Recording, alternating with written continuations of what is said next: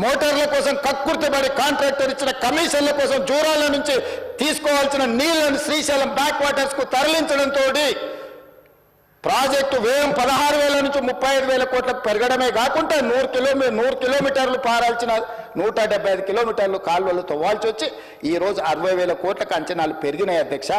2 టీఎంసీలను 1 టీఎంసీకి తగ్గించి శ్రీశైలంకు తరలించడం వల్ల ఈ రోజు ప్రాజెక్టులు కట్టిన నీళ్లు తీసుకోలేని పరిస్థితి మనకు దాపురించిన మాట వాస్తవం కాదా అధ్యక్ష?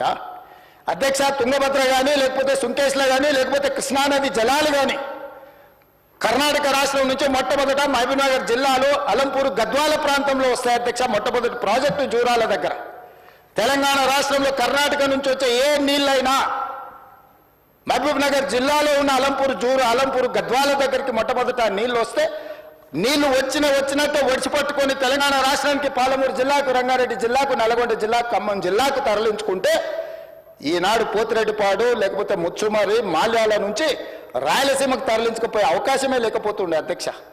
మహబూబ్నగర్ జిల్లాలో కర్ణాటక నుంచి ఎంటర్ అయిన నీళ్లు ఈ రోజు తిరిగి మళ్ళీ రాయలసీమ పోయి మళ్ళీ వెనక్కొచ్చి మళ్ళీ శ్రీశైలంకి వచ్చినప్పుడు ఒకవైపు రాయలసీమ ఇంకొక వైపు మహబూబ్నగర్ ఉంటే మొత్తం కల్వకుర్తి లేకపోతే పాలమూరు, రంగారెడ్డి అన్ని ప్రాజెక్టులు కలిపితే కూడా రోజుకు 2 టీఎంసీలు తీసుకునే కెపాసిటీ మన ప్రాజెక్టులలో లేదు.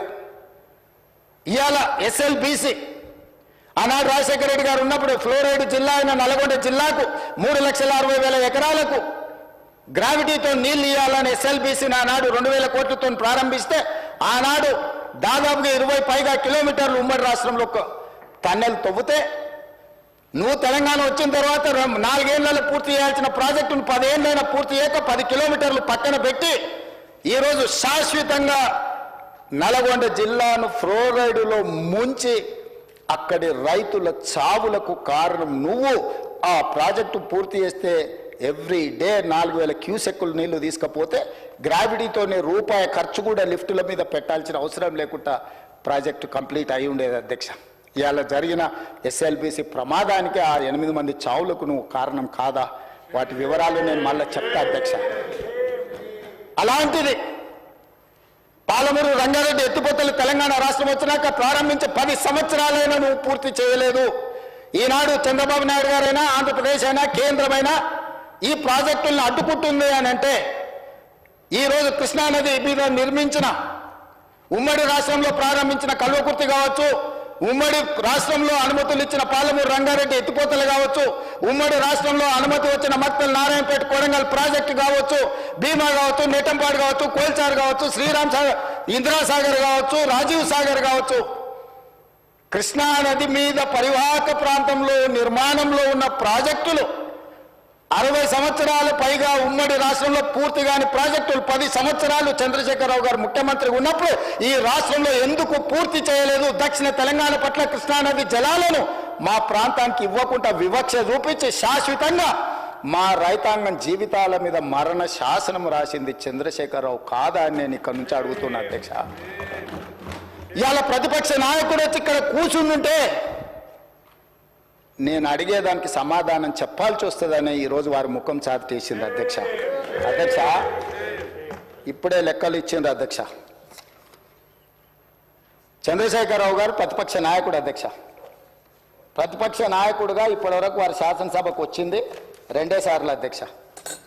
వారికి పోయిన డిసెంబర్ 23 నుంచి ఇప్పటి వరకు వారికి ఇచ్చిన జీతం అధ్యక్ష 57,84,124 రూపాయలు అధ్యక్ష. శాసనసభ్యుడిగా ప్రతిపక్ష నాయకుడిగా డిసెంబర్ 1, 2023 నుంచి ఫిబ్రవరి 28, 2025 వరకు ఈ దాదాపుగా 15 నెలలలో వాళ్ళు తీసుకున్న ప్రభుత్వం సొమ్ము, జీత భత్యాలు, శాసనసభ్యులు కూడా ప్రభుత్వ ఉద్యోగ అధ్యక్ష తమకు తెలుసు కదా, సుప్రీంకోర్టు తీర్పిచ్చింది. వారు 57,84,124 రూపాయలు జీత భత్యాలు తీసుకున్నారు అధ్యక్ష. 2 సార్లు ఇక్కడికి వచ్చిండ్రు, ఇప్పటి వరకు ఎక్కడికి వెళ్ళలేదు అధ్యక్ష. ప్రభుత్వ జీత భత్యాలు తీసుకొని ప్రజల్ని గాలికి వదిలేసి తెలంగాణ రాష్ట్రాన్ని కర్మకు వదిలేసిన ప్రధాన ప్రతిపక్ష నాయకుడు ఈరోజు వాళ్ళను ఇట్లా తయారు చేసి రేబీస్ వ్యాక్సిన్ రియాక్షన్ వచ్చినట్టుగా వాళ్ళు వ్యవహరిస్తుంటే ఏం చెప్పాలి అధ్యక్ష? ఇక సెక్యూరిటీలు ఇవన్నీ ఇంకా మళ్ళీ అది సపరేట్గా నేను చెప్పదలుచుకున్న వాటి జోలికి వెళ్ళదలుచుకోలేదు. సరే, కుటుంబ సభ్యుల వల్ల ఆయన ప్రాణ ప్రమాదం ఉంది కాబట్టి ఆయన సెక్యూరిటీ పెట్టుకున్నాడు. సరే, అది సహజం, అందుకే ఆయన దూరంగా ఉంటున్నాడు వాళ్ళకు చుట్టూ పోలీసు పహారాల మధ్య అధ్యక్ష. సరే, అది వారి సమస్య అనుకోండి, నేను దాని జోలికి వెళ్ళదు.